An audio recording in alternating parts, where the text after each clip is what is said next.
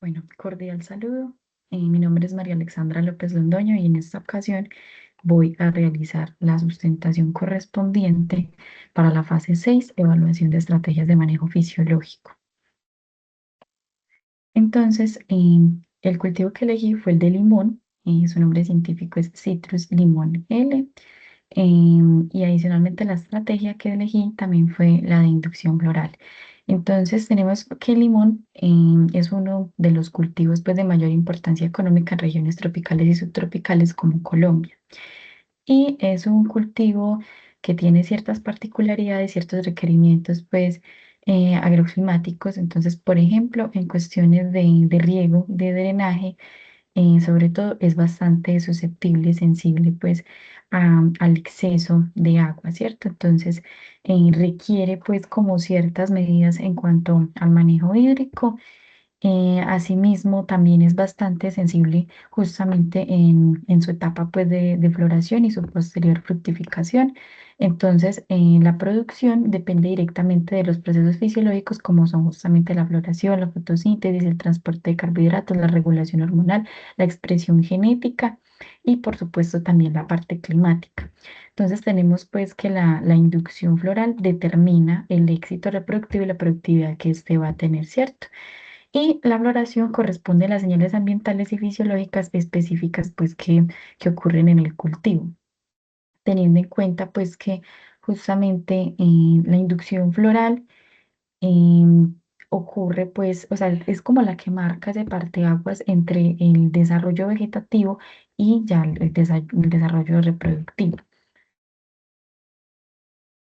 Entonces, en cuanto a la relevancia ecofisiológica, pues tenemos que la inducción floral justamente regula la transición del crecimiento vegetativo al reproductivo, tal y como lo acabo de mencionar, y determina pues el número de flores, el cuajado que van a tener los frutos, el rendimiento y la calidad de este.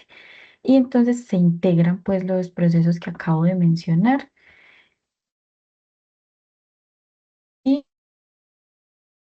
el proceso de desarrollo fenológico y la escala BCH que es tan importante. Entonces, acá tenemos en esta tabla que digamos, esa escala, esos momentos fenológicos más importantes para este cultivo de cítricos y de limón son, digamos, la escala cero, que es la correspondiente a la brotación, a la germinación, entonces este proceso pues, de emergencia como tal de la plántula.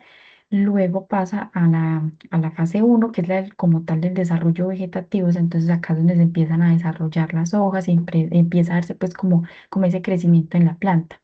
Luego pasaríamos a las 5, o sea, estamos hablando de las más cruciales, las más importantes. Entonces, en las 5 tenemos la formación de botones florales, ¿cierto? Ya se empieza a expresar, ya se va empezando a dar lugar a esta fase reproductiva que digamos, se consolida en la fase 6.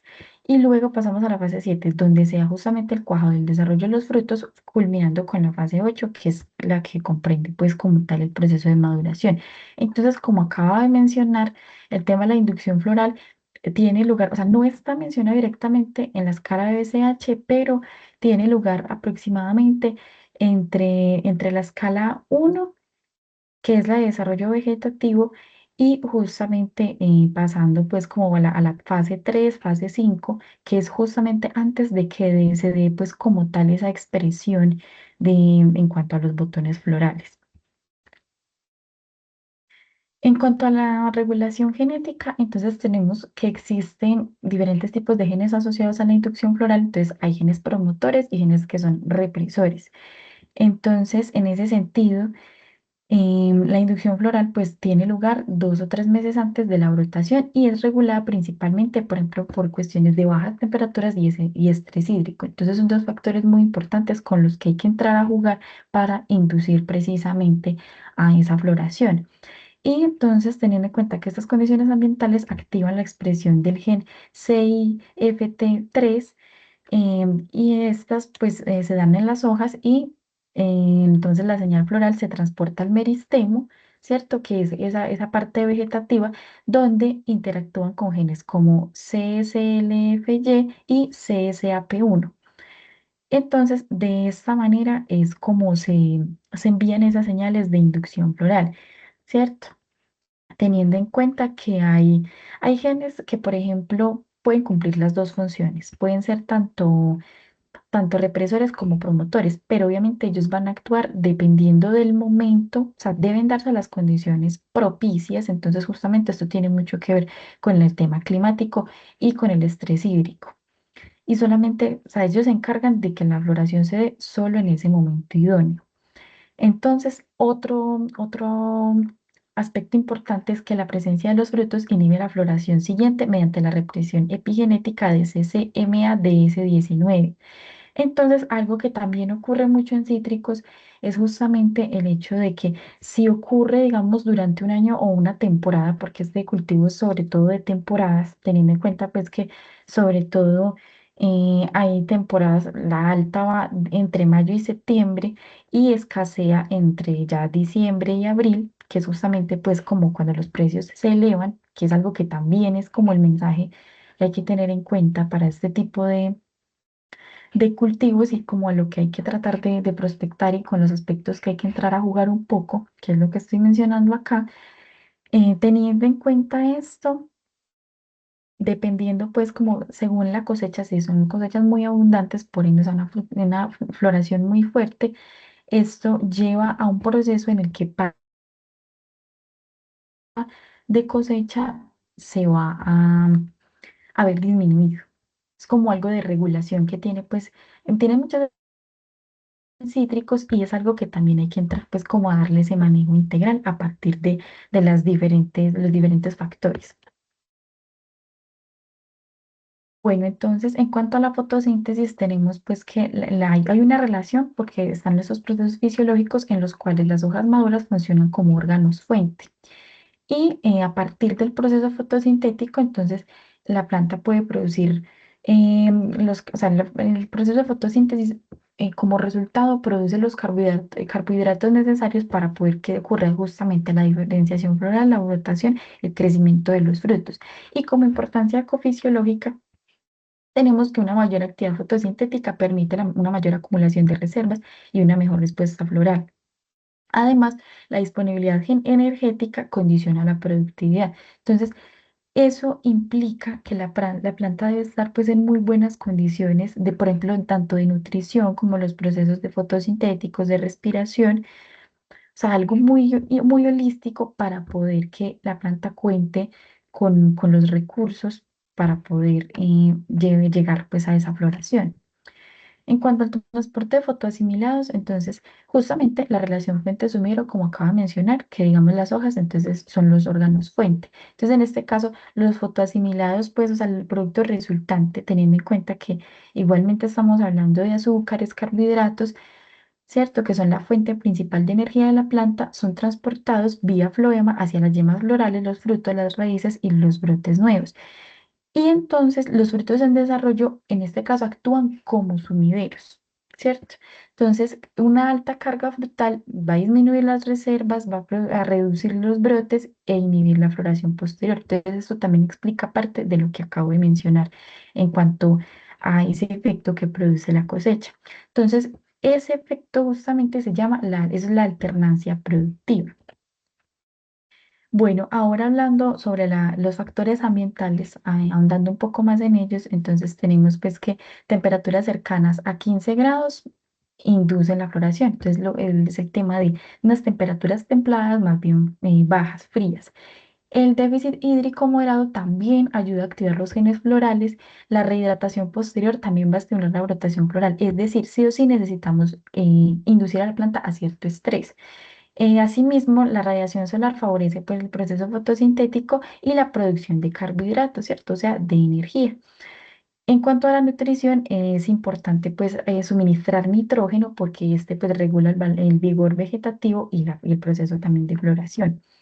En cuanto al crecimiento vegetal relacionado con las fitohormonas, entonces tenemos que lo que vengo mencionando de que existe pues como tal esa competencia entre el crecimiento vegetativo, el meristemo y ya la parte reproductiva. Entonces también tenemos las giberelinas, que son fitohormonas las cuales favorecen el crecimiento vegetativo e inhiben esa diferenciación floral, o sea, actúan como antagonistas de la diferenciación floral. Y justo en este punto es donde ciertos genes también se encargan de regular estas deben estar actuando en cierta medida. Asimismo, en cuanto a reguladores y bioestimulantes, por ejemplo, el paclobutrazol también ayuda a reducir esa síntesis de giberelinas y otros como por ejemplo el biofol, la urea y el ácido glutámico, por el contrario, ellos ayudan a favorecer esa floración y por ende ayudar a la productividad. En cuanto pues a estrategias, justamente empleando estos bioestimulantes, entonces uno de los estudios pues que analicé, que fue realizado por Arisa Flores y otros autores, ellos reportaron que tras aplicar ciertas cantidades, justamente estos bioestimulantes, la floración ocurrió entre 30 y 45 días después, con unos incrementos en el rendimiento, obteniendo hasta 9.763 kilogramos por hectárea en la cosecha y se observaron pues bastantes mejoras fisiológicas en cuanto al mayor número de flores, un mejor tamaño y firmeza de los frutos y un mayor contenido de zumo, algo muy importante. Entonces, la explicación ecofisiológica para estos resultados reside en que una mejoría de la redistribución de fotoasimilados y también una mayor eficiencia metabólica y mejor balance hormonal. Entonces, pues de esta manera se concluye que la inducción floral efectivamente es un proceso pues clave para la producción de muchos cultivos y en este caso de cítricos o de limón.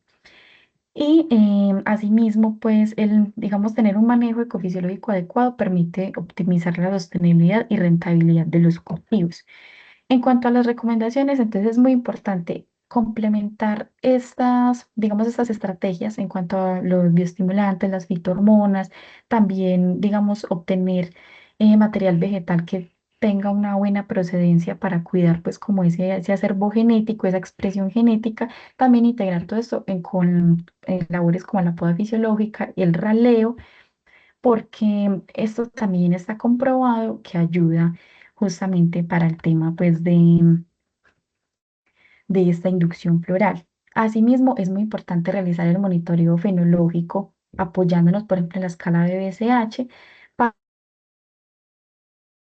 llevar un mejor registro del cultivo en qué fase se encuentra y mantener equilibrios entre las cosechas y el crecimiento vegetativo para poder disminuir justamente este efecto de alternancia productiva.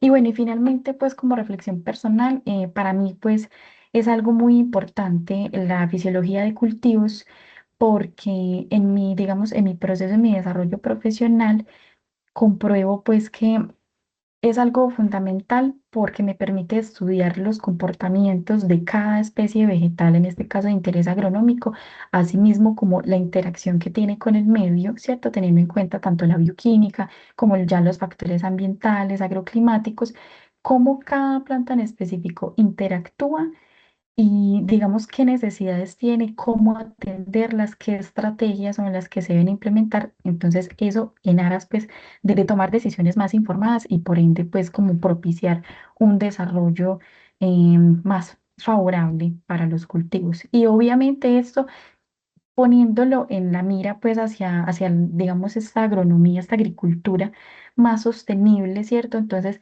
justamente esto permite buscar otras tecnologías, otras estrategias que nos permitan salir de lo convencional, innovar y buscar mm, como, sí, justamente, o sea, valga la redundancia, buscar estrategias de pronto un poco más amigables con el medio ambiente, que entren a jugar de otra manera, por ejemplo, no solo apoyándonos de productos, insumos con, digamos, químicos dañinos, sino también de pronto algo más ambiental, algo que no sea tan nocivo y que a la vez permita, pues, propender una buena productividad de manera responsable. Bueno, muchas gracias.